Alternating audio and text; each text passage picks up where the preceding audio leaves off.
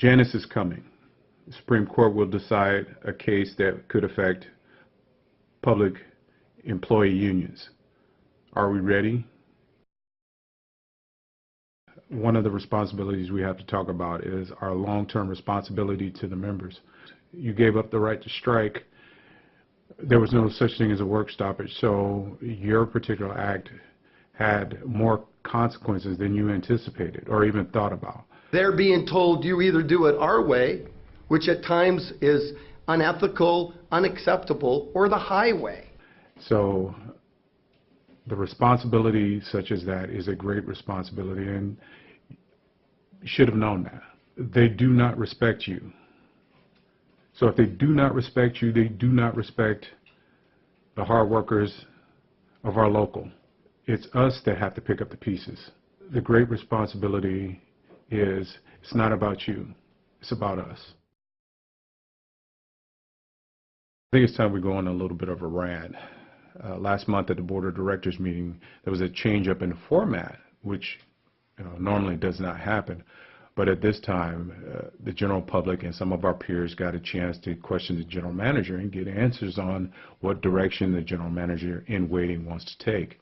So for the next 3 years, we can have a better idea of which direction they want to go in.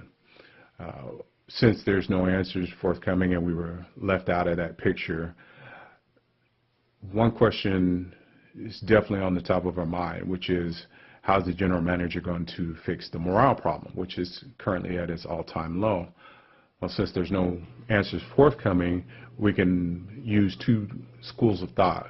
One could be Costco, and if anybody's been in Costco, they know that it's a leader in its industry. And the employees that work there love working there, and they would give their right leg and a couple of kidneys to work there. Or you can have a McDonald's model, which does the exact opposite. They don't really care about their employees. They franchise out instead of handling the business, and they blame their employees for pretty much everything. And that revolving door is constant, so they can't keep employees. So we'll see which direction the general manager in waiting now, general manager, is going to take. It's just too bad we didn't get to ask that question. Second question would be, how's the general manager going to fix the ridership issue? And for most of us as workers, it directly affects us. I know it's a strange question, but if you look at the bigger picture, there's alternatives now, whereas 10 years ago there weren't alternatives, and the alternatives are Lyft and Uber. Well, what is the company going to do about that problem? Are they going to continue to focus on strictly the transit dependent because of all the gentrification and all the taxation and buildings that are being built with no parking? Are they strictly focused on that and hopefully they jump over to public transit? Or are they going to refocus on the choice rider, which, again, choice riders, unless there's a Blazer game or a soccer game at the Civic Stadium, they take alternatives. They'll take Lyft or Uber. So what makes those alternatives a $15 tab instead of a $2.50 tab? Well, that's a question that needs to be asked. And as an employee, we have to worry about that, like it or not, because it directly affects our staffing levels. Capital projects is everything. But service, again, are we investing in the infrastructure or are we investing in future gambling? Time will tell. I think something else needs to be expressed here, since we didn't get a chance to be a part of the union front, so to speak. I think there's a couple of things that need to be expressed to what went down during the Board of Directors meeting. One of them is there are certain responsibilities that we have as a local that needs to be expressed publicly as well as behind closed doors.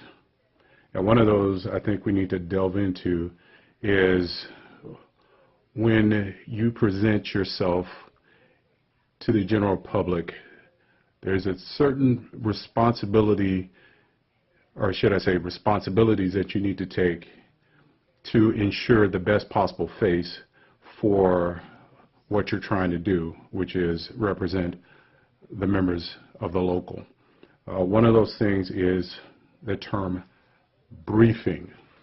And what I mean by briefing is when you get up in front of the general public and you want to talk about an issue, make sure that you have more information than you currently have, or no, because when you get there and you don't present the best possible face, what happens is your questions are open-ended and you don't present yourself very well. So when you get up there and talk about certain issues, make sure that you talk to other people. And what I mean by other people is we have over 2,500 employees. There's 2,500 eyes and ears that could inform you of actually what is going on, so that when you present evidence to contrary to what is being said about the frontline worker, make sure that you have more information than you currently do.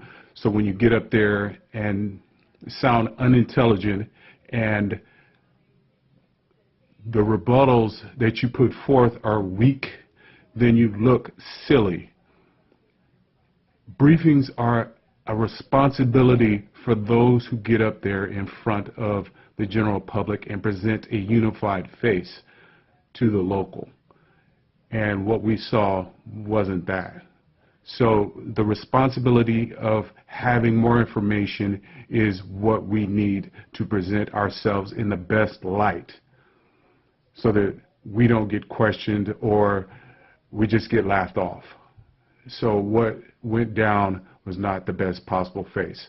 So more information is beneficial, not less. And we don't know it all as individuals. So we need to come together collectively and present the best possible face for our local.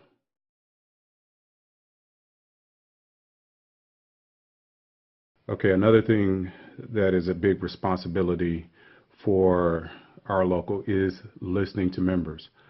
A lot of times we think we know it all and we actually don't. So when we don't listen, we're not understanding what the problems are, and we lose a sense of responsibility to the members of the local. And when there's verifiable information presented, how is our local handling it? Are we putting the information forward? Case in point, when the question on transit worker safety came up, the mention of 4 assaults came up. Well, what's the bigger imprint? 93 attacks from the year before or 4 this year? Well, I would say if you're not listening and getting all the verifiable information which was sent, and then you don't use it when trying to make a point, that means you're clearly not listening to what's going on. All those eyes and ears that report situations, you're not listening. So when you're not listening, you're not understanding what's going on with the frontline worker. You can make all the claims you want, but if you're not listening, then you're not understanding the plight of the frontline worker.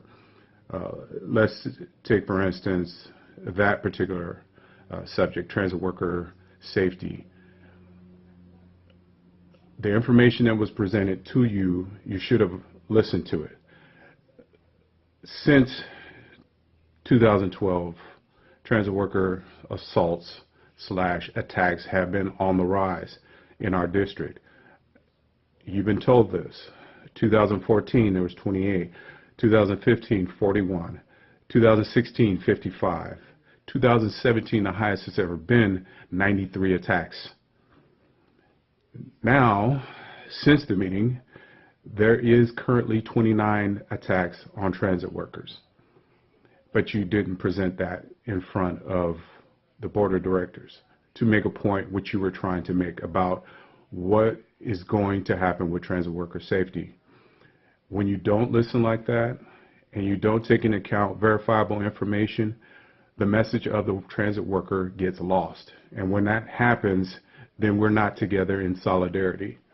So in 2013, there was a statement made that after each incident, there is a review and a re-review of the issue of transit worker safety. We do everything that we can to provide the best safety both for our riders and for our employees. Can TriMet be doing more to protect their drivers? That's a question that we are always looking at, and we look at it consistently, and then more so after each incident.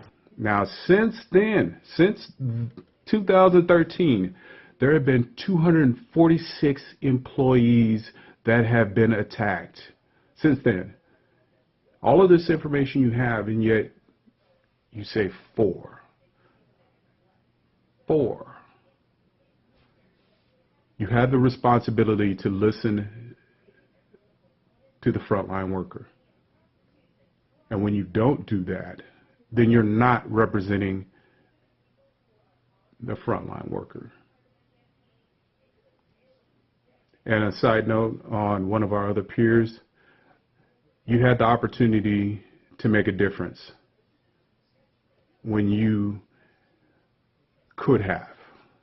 Now you want to pit one side versus the other and saying one is doing more than the other. 29 this year and counting. And you want to stand arbitrary to wishing something gets done. You had the opportunity, you decided not to take it and kick the can down the road. So we shouldn't be hearing that one side's doing something when we still have 29 and counting. And this is spring now.